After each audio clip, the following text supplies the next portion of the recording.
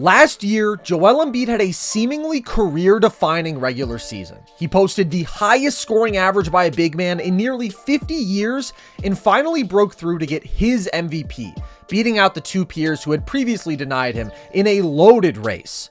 But then, the playoffs came, and Embiid struggled mightily, leaving a sour aftertaste on that career year and driving public opinion of the league's newest MVP to perhaps an all-time low. But 8 months later, there's no question Embiid's basketball level is at an all-time high. And for all the great things he did last regular season, this year, he's been a whole lot better. Embiid is averaging 36 points per game, something we've only seen once this century. He just became the first big man to score 70 points in a game in 3 decades, while he's setting a comfortable career high in assists per game. And despite losing James Harden, Embiid has led the Sixers to a shocking 26-7 record when he plays. That's a 64-win pace. So how did the league MVP get significantly better? Well, first off, Embiid is having by far the best jump shooting season of his career. He's been an artist for mid-range this year and is currently the first big to lead the league in mid-range field goals made since LaMarcus Aldridge nearly a decade ago. His volume is up significantly from last year and his efficiency has taken a spike too. This is a foundational piece of his entire scoring arsenal. When he's dialed in, few things feel more inevitable than an Embiid rhythm dribble into a pull-up on an ISO or an Embiid jab step into a face-up midi. In both cases, the threat of his physicality as a driver and the defender's fear of committing a reach-in foul gives him just enough space to comfortably knock him down. When needed, he's also got the body control to turn to some impressively fluid turnarounds and mid-range stepbacks. The pick and pop has also become a more prominent aspect of his game over the last couple years. Before James Harden, Embiid had never really played with a great pick and roll scorer and playmaker, and he didn't have the quickness or vertical pop to seamlessly get to the rim as a roller, so he was never really unlocked there. But alongside a player with Harden's pick and roll expertise, that two-man game exploded last year on the back of Embiid's jump shooting. Embiid's pick and roll volume has decreased a bit with Harden gone, but Maxi's filled a nice chunk of the void he left behind and developed a nice synergy with Embiid, who has posted an obscene effective field goal percentage of 68 on catch and shoot jumpers. Leave him and he is making you pay. Maintaining that level as a jump shooter will be crucial to Embiid's postseason success. He really struggled to make jumpers in the playoff last year and has consistently on that stage, and a vital part of his scoring arsenal failing him like that has just been devastating. But he's clearly the best he's ever been as a shooter, and not just from mid-range. He's shooting much better from 3 compared to last year and is knocking down an obscene 89% of his free throws. The other obvious improvement in Embiid's game has been his playmaking. Embiid's limitations as a passer have historically been a big part of his struggles in the playoffs when teams send more doubles his way. Embiid has struggled to dissect those looks and has been made uncomfortable and caught off guard by them, driving his assist numbers down and his turnover numbers up in the playoffs.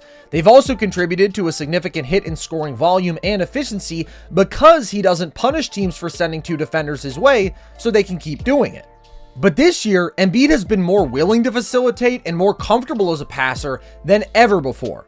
I mentioned how Embiid has been unaware of impending doubles in previous postseasons, but look at how he anticipates this double and fires this snazzy dime to the cutter. This is probably not a pass Embiid makes last year. He has the angle to hit Tobias Harris, who has DeRozan sealed off, but he fires an even more impressive skip pass to Oubre in the weak side corner on the money with 2 defenders in his face. Defenses are designed to leave that one pass on the table, so if you can consistently make it, they're done for, and few big men can. In a situation where the angle on that seal is even cleaner though, Embiid throws one fake to try to get rid of the double, but pretty quickly puts this ball on the money to Batum, totally unbothered by the second defender. Here, Hauser comes flying in for the double, so Embiid adjusts his angle and fires this one-handed dime to the cutter, again, unbothered. I also want to give credit to Nick Nurse and this whole Sixers offense for emphasizing off-ball movement and cutting around Embiid much more, because last year there were many painfully stagnant possessions where four dudes would basically watch Embiid isolate and tie their shoelaces, which only exacerbated his issues. It's been a very different dynamic this year to the benefit of this offense. And Embiid doesn't necessarily have to make the perfect pass or be the guy to notch the assist for his passing to have an impact because of all the attention he consumes. Here, just maintaining his composure and getting the ball out against a triple team puts the defense in rotation and they can't recover. The numbers still say you're very much making the right play by doubling Embiid, and I'd agree, but I think a big reason the difference is so dramatic right now is that the shot making from his teammates in those spots hasn't been nearly as good as it was last year. Embiid's turnover rate is down when he's doubled compared to last year, and he's been a bit less flustered and more decisive. But it's not just dissecting double teams, Embiid's also conducting the offense more. This is beautiful. He fakes the pass to the cutter, moving the low man down to tag him, then floats this skip pass on the money to Batum in the corner. Here, he gets the ball out quickly on the hard double, but then gets it back, and with Gordon now sunk into the free throw line, but also not actively applying pressure, Embiid reads that Philly simply has a numbers advantage, and he quickly dissects Denver by firing this to Harris. He's also running about 4 times as many handoffs under Nick Nurse as he did last year, when that really wasn't part of his game. Now, it's another way to weaponize his size, the defensive attention he commands, and his capable playmaking.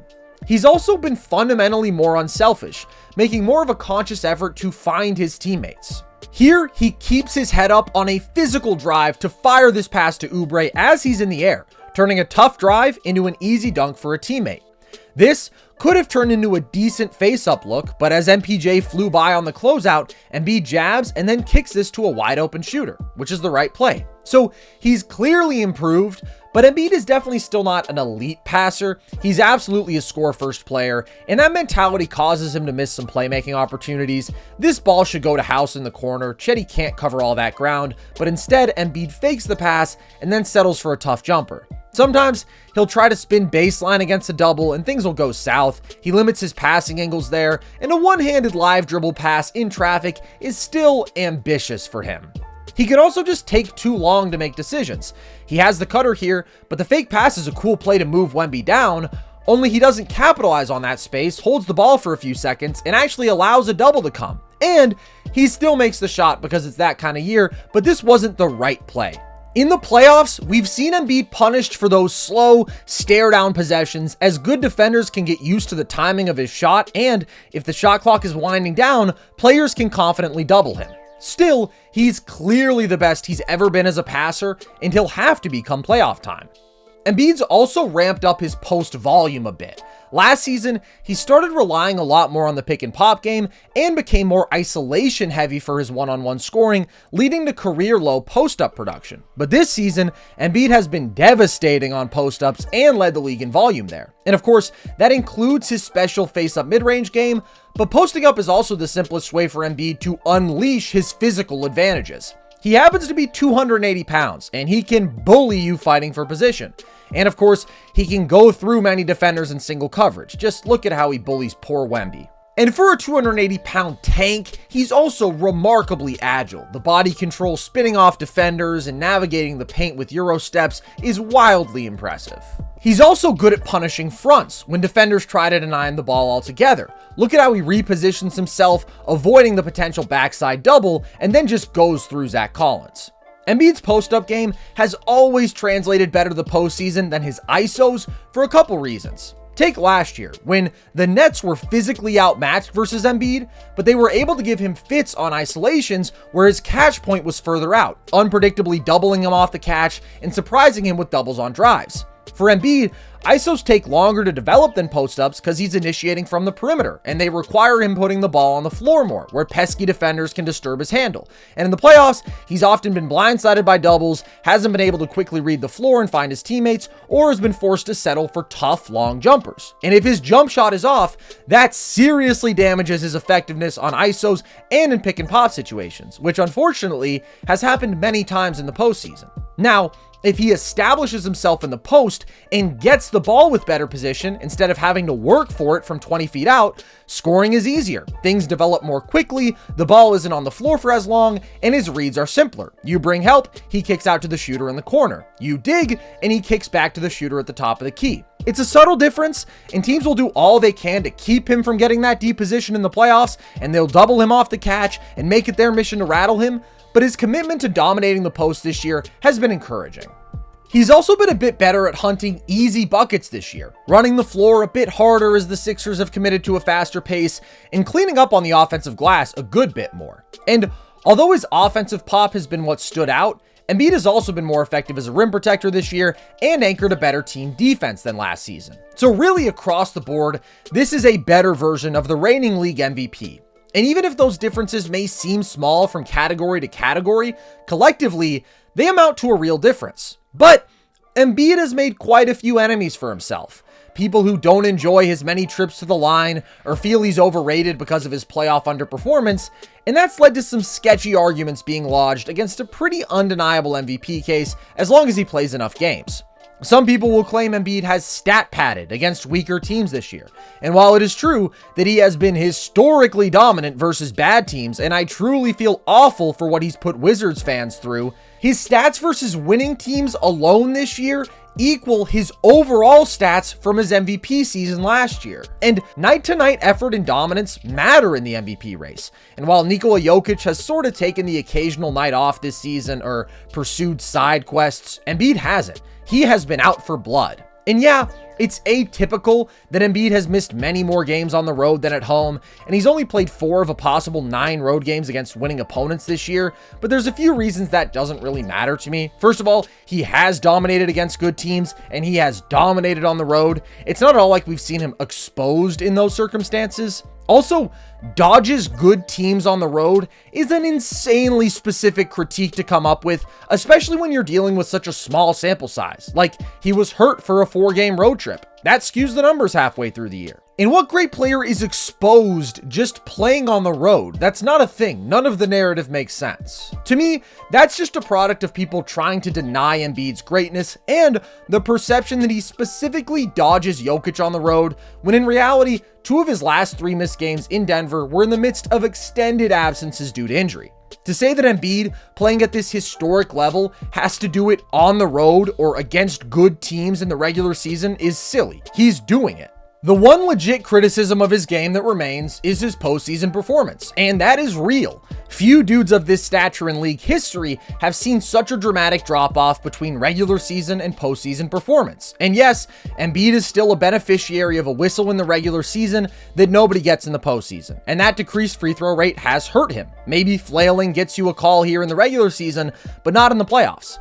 So now, that's a wasted possession, and relying on foul baiting is always going to cost you in the playoffs. That's why he has to be so great as a shot maker, not relying on those few extra free throws a game, and his jump shot has consistently failed him in the postseason. But he's the best he's ever been there, and he has to prove he can effectively playmake against elite playoff defenses, sending doubles and various coverages his way, but he's the best equipped he's ever been to do so. And as much as anything, he's got to stay healthy because he's been banged up in almost every playoff run of his career.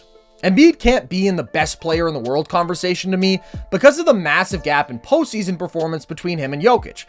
Jokic has consistently gotten better there, and Embiid has consistently gotten worse. He has to prove he can hold up this level because playoff basketball is a different ballgame. But as someone who loudly called out all of those issues from Embiid going into last year's postseason, he is clearly the best he's ever been, including in those critical categories. And in terms of regular season dominance, this is on pace to be a historically special campaign. No big man other than Wilt has ever scored at the clip Embiid is right now, and this is the most efficient 35-point per game season in league history. His winning impact is also undeniable.